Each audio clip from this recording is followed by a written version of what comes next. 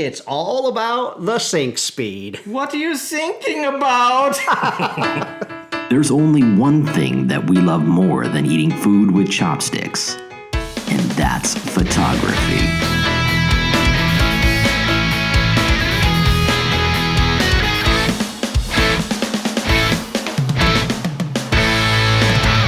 Hey there everyone, the Chopstick Guys here, and today we're going to be talking about sync speed, specifically high-speed sync. So we've been on kind of this big kick lately of playing around with high-speed sync, and actually we've been pretty blown away with what has come out of it. It was something that we were both kind of, I don't know, I'd say afraid of using before, but we tried it not too long ago and got some pretty incredible results. Blew us away Yeah, how it did. well. Matter of fact, recently we took a trip. We had a workshop in the San Francisco Bay Area where we took a number of photographers around, only using on-camera flash. The way that we've always told people to never shoot. Exactly. I always made a joke about, take your flash off the camera and put it where God intended it to be, off camera. Off camera. But yeah, this is one thing that used to just scare me to death. The first thing I can't even talk today. You're so excited about it. It is. So the first time I heard about it was with Joe McNally. Everybody knows who Joe McNally is. Yep. And he's the godfather of small flashes. And he would show all these great things that he was doing with TTL, which is through the lens, where it's using your camera to register, how much power should come out. And he was using high-speed sync. First time I tried it, I went, it looks just like I flashed somebody with a bunch of light in their face. Yeah, and I mean, the whole thing about high-speed sync, you guys might be saying, what in the heck are they talking about, high-speed sync? No, it's not like your kitchen sink, your bathroom sink. This is syncing the flash speed to your camera. So normally when we're using a flash, right, especially off camera, we're limited to the sync speed of the camera. It could be 250th of a second. Some cameras it's only 180. Yeah. Some is 320. But high speed sync allows you to completely eliminate that sync speed limit. So I did something for you today because I think it's really important to understand. We got some tools. Incredible graphics here today. Got some tools here to really explain what's happening inside your camera. What do you have here? What's going on? So let's just pretend that this is your sensor. Okay. So this is a little bit bigger than, don't fear, it's not actual size. This is going to be just... It does look like you need to clean your sensor, though. It does. It looks a little dirty there. So what's happening inside your camera, all of our DSLRs, they have what's called a focal plane shutter.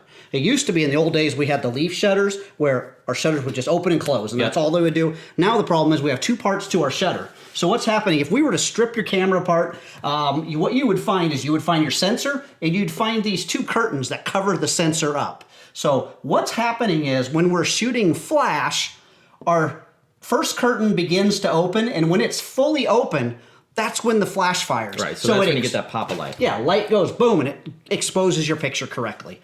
Here's the problem. When we get beyond our camera's sync speed, that's the fastest amount of time it can go open and close, which is generally a 200 to a 250th of a second, like you had said. What happens is sometimes we go above that, and the camera can't wait. So the bottom curtain has to start closing, and guess what? When this gets all the way open, it's going to flash. So Mark, that's when you get that black line, right? It shows up on your pictures. If you're ever wondering why there's a black spot or a line on the bottom of your Exactly, frame, because it's this is of being that. covered. Part of your sensor is not getting the flash exposure. Yeah. But those days are gone.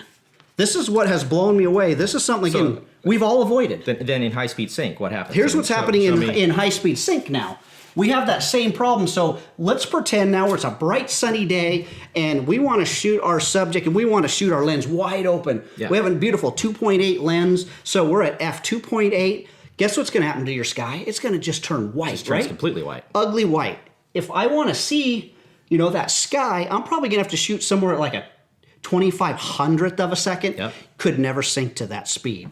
Because what's going to happen is, in order for that to happen, as soon as it starts to open, this is going to have to follow it to close. So it happens so quickly. But with high-speed sync, what's happening is, as soon as this starts to open, this flash starts to, just think of it as it's pulsing light. Boom, boom, boom. So it's going flash, flash, flash, flash, flash. And then it closes. I heard that actually happens like 30,000 times per second. Yeah. I mean, it's like so fast. It's basically like turning this into a continuous light because it's happening so fast. So you're lighting the entire Very cool. scene up very quickly. Drains your batteries. I found that out this weekend. I forgot my rechargeable batteries, so I stuck the alkaline batteries in. I went through 2 sets in just a couple hours. But so, when we were at that workshop not too long ago showing people high-speed sync, we were down in San Francisco, and it was pretty amazing, actually. All the attendees were absolutely blown away with what was happening. They're like, I can't believe I have a blue sky shooting at 2.8. Some are even shooting at 1.4. And still bright sunny day, magic happen, and you could have the Golden Gate Bridge in the background, nice bokeh out of focus with your subject perfectly lit, all like this on camera. Let's do this. Tiny Let's go out and take a quick photo walk. Okay. And we'll show you guys some examples of high speed sync. We'll play around with it and show you what we're talking about. You're gonna love it. So, all right, we're back out here on top of a parking garage. Lovely view in our background, but what we're going to just show you simply is high-speed sync. So we had talked about that earlier in the show, and I just want to show you what happens. I love, you know this, Mark, I love to shoot wide open, right? And this is like 85 1.8 Who doesn't? lens. Who doesn't with a portrait? Exactly. lens? So, makes just that background completely blurry. But I can't do that in a bright, sunny day, and I can't do that when there's using flash. Yeah, right? because you're stuck at your sync speed. Exactly. My sync speed on this one is 250. I'm using the Nikon 810. In fact, if I take that picture right now, Mark, I used to have this set on What, at 1.8 at 250? Yeah.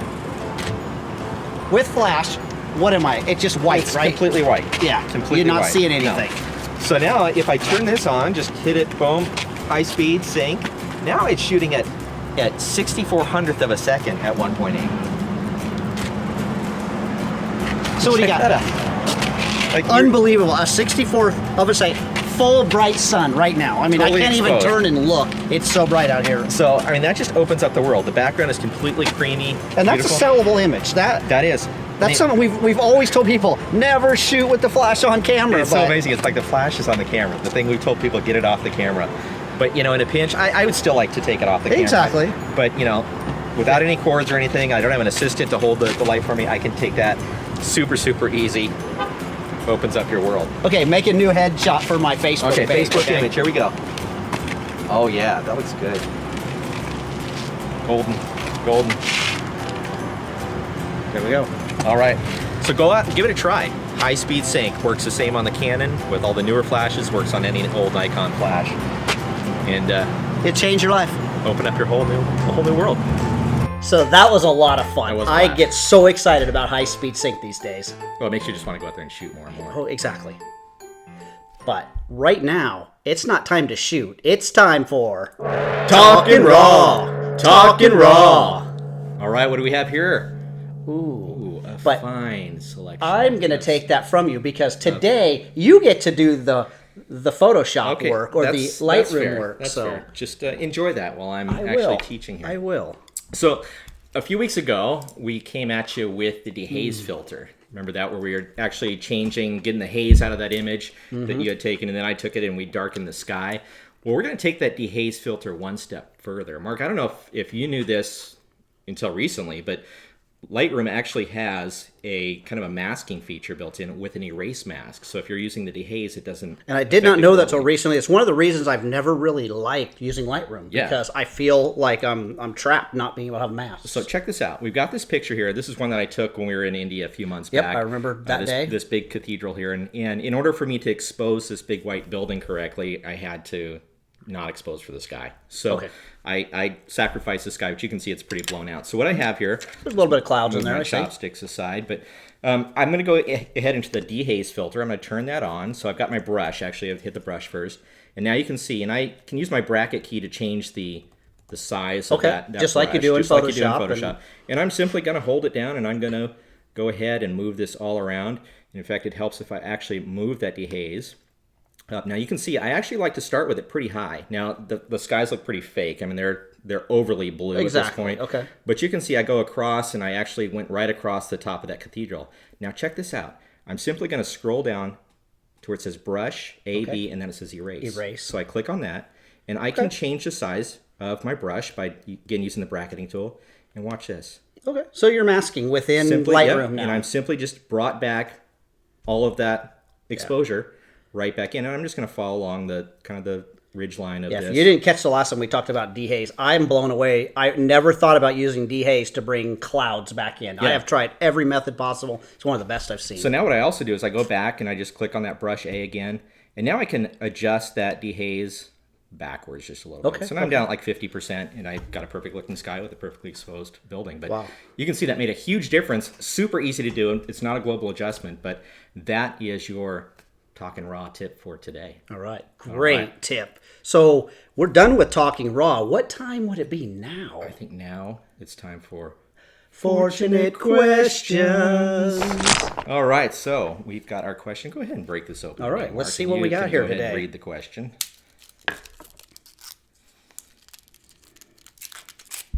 All right, what do we got? All right. This is from Jim from written so small here. Anaheim. And it says, do you prefer to work in Photoshop or in Adobe Lightroom? A perfect question to come It after. is. Perfect our for today. raw talk, but well, that's kind of And dessert. a fun two-part answer, because you've got one guy here that is a Photoshop fanatic and one guy that loves Lightroom. Yeah. I have not been sold yet on Lightroom. And I've been trying and trying and trying. I think he's coming. I think we need an episode coming up where we're going to debate which is better. I think so.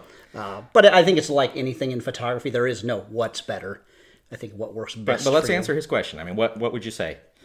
I would say, here's my answer to people today, is that if you are someone who just enjoys photography, or you're shooting things like weddings, senior portraits, that don't require you to do graphic type things, you're not doing special effects, or you're not doing high-end retouching, Lightroom's got everything you will ever need, and it's very simple to use. Yep. So. And yeah, I would just echo that. I mean, the reality is I just love Lightroom because it's easy, right? And I probably don't use Lightroom the way that Adobe tells you to use Lightroom. I don't know that anybody really uses exactly like they tell you, but I don't really use it for a cataloging system. How many of you are using D&G files? Yeah, my hard drive isn't big enough to hold all of my pictures in my... It's because you're not using D&G. So that'll be another upcoming. But either way, it's just super easy to use. It's a great way to cull your images really fast. It is. I know that Tips like this make me start going, well, maybe I should take another look at Lightroom and start using a little bit more. So it seems to be a product that is just getting better and better. But here's the cool thing about Lightroom, actually, is when I am doing something like this, and let's say that I want to go and put something into Photoshop. So maybe I've got something that I really need to mask or something I need to cut out or clone. Mm-hmm. I don't like some of those tools in Lightroom. So I just simply right-click and say Edit in Photoshop. It instantly switches right over to Photoshop, takes that file, brings it right in, and then I just say Save. It automatically brings it right back in to Lightroom. Sure. So I use both all the time. But Yeah. So it's a good question, but the answer, it really depends on what you're doing. If you're having to do more heavy lifting, Photoshop's a product, but Lightroom's going to get 90% of everything you're ever going to need as a photographer. Yeah, I would agree. So we've kind of had a great show today. We talked about high-speed sync. We looked at some great features inside of Lightroom.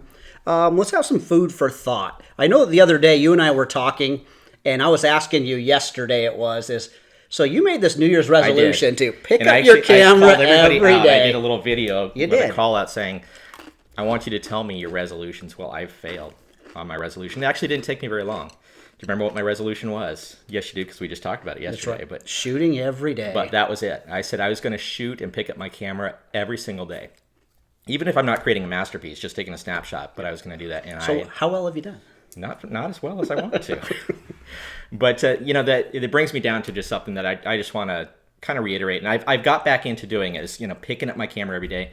I want you guys to go out there and shoot every day. Again, not to create a masterpiece, but shooting every day makes a big difference in the quality of your photography. We just talked about high-speed sync. Yep. Get your flash, put it on your camera, and go out and shoot a picture today. I don't care if it's your now. dog. Right now. now. Shut this off. Take a picture. It's time. Get out of here. Go. That's right. This show is over. I want you to go out and take a picture. Before you do, though, go ahead and click subscribe. If you don't subscribe to this series, go ahead and click subscribe. We'd love to have you join us every single week here. That's right. Great stuff to come. All right. We will talk to you guys next week. All right. Grab your cameras. Go shoot.